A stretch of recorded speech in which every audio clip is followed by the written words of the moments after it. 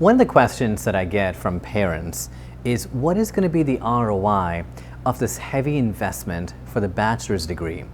This is a great question, and ROI could be determined in pure mathematical or financial terms, or it could determine just in the kinds of experiences, developing their personality, the work experience they will get, the research experience that they will have.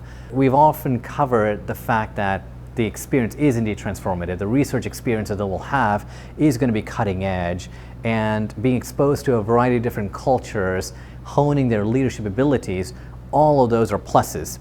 But let me address this from a standpoint of pure financials. So I'm going to assume that the student will have the ability to do some kind of an internship over the many summers that they will have. They also have the ability of doing a CPT, which generally is in year 3 and year 4, but sometimes also in year 2. And of course, they will have the OPT period. The financial ROI will change depending on if it's a STEM designated degree versus a non-STEM designated degree. I'll address both. Let's presume in case A, this is a STEM designated degree. I'm going to make the presumption that the education tuition was $25,000 a given year. It could be lower if they've gotten a great scholarship. There's going to be living expenses, but hopefully the student has an on-campus job, internship, CPT that has all subsidized that living expenses to a great degree, which is quite common. So you've taken $25,000 and the student's here for 4 years. So that's $100,000 in net expenses that the parent has incurred. If it's a STEM designated degree, then the student has the ability to earn for the next 3 years. So the kind of income that they can make will be a minimum of $60,000. It would be upwards of $75,000 and $80,000 depending on the location of where they're getting the job. Let's actually take this on the low end and say it's going to be around $60,000. Now, if you do the math on that, and they'll be working for 3 years, it's going to be in that $180,000 gross. You also have to take into consideration taxes and living expenses as well. Let's actually say that half the amount of that earning potential was just gone in taxes and living expenses. Now you have $30,000 times 3 is $90,000 is going to be paid back towards the original investment of $100,000. We were extremely conservative in this assessment because the student can potentially make more than $60,000, and that annual salary will go up from year 1 to year 2 to year 2 to year 3. We haven't taken that into account, and we're accounting for 50% in taxes and living expenses as well.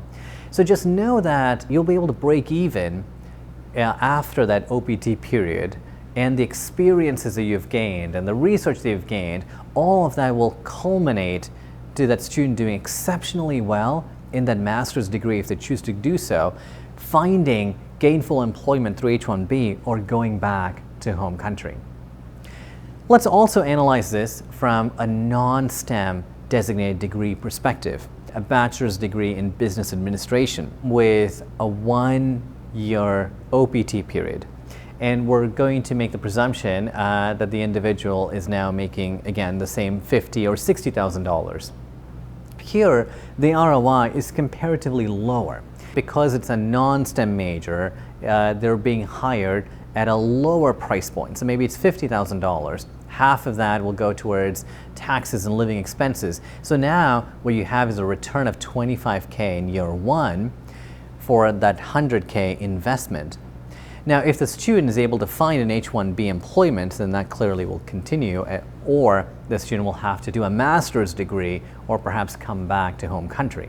So that's how you think about ROI, but you can't put a price on the ROI on all the softer factors, the exposure to research, the exposure to the employers, leading a team of American students, working with students with all kinds of backgrounds so they'll be able to go and run big businesses in the future. Hi, my name is Patrick Carriel.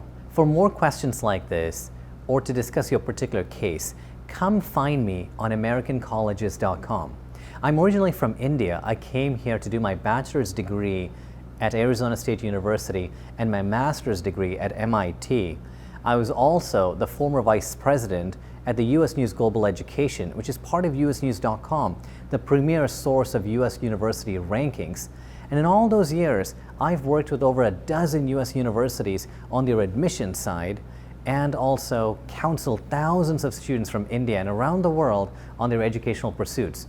Whether you have a question about what subject area to focus on, which universities to apply to, what kind of scholarships or job opportunities you might have on campus, what are your opportunities like going to be in OPT period, or perhaps during your H-1B visa sponsorship period, I'm here to help if you need it.